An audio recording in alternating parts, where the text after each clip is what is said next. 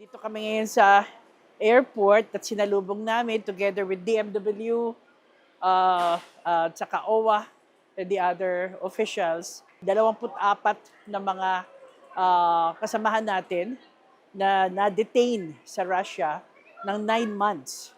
Kaya sila napalabas na bigla-bigla. Ito yung request ng Pangulong Marcos na nagpunta siya, nandun siya sa Kazan, which is south of the Russian Federation. Lahat sila babae. I think 2 lalaki lang sa 24.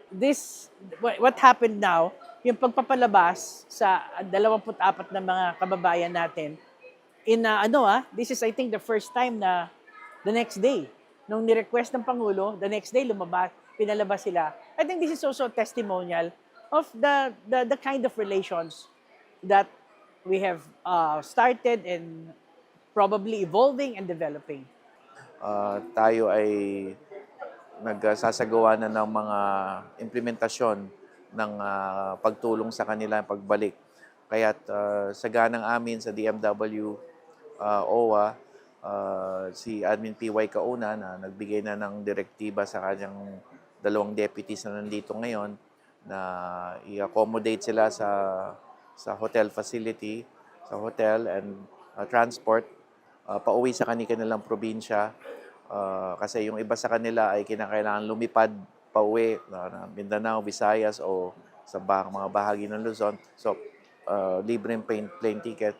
And then, pinag-utos din ng Pangulo na bigyan ng pantawid na tulong pinansyal. So, merong binigay sa kanila.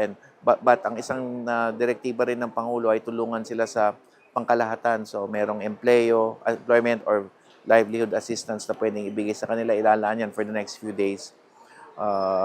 At yung TESDA training, kung kinakailangan magsanay sila sa TESDA. May ilang lumapit sa akin na may isa may special child at yung isa yung dalawa ay may malubhang sakit ng kanilang magulang. So, lalapitin natin sa DOH at sa Office of the President kung ano ang kabuang lunas na may bibigay. But of course, may financial assistance din mula sa DMW o pinag-utos ito ng Pangulo na bigyan sila kahit papano na pantawid na halaga ng pera sa kanilang pagbabalik.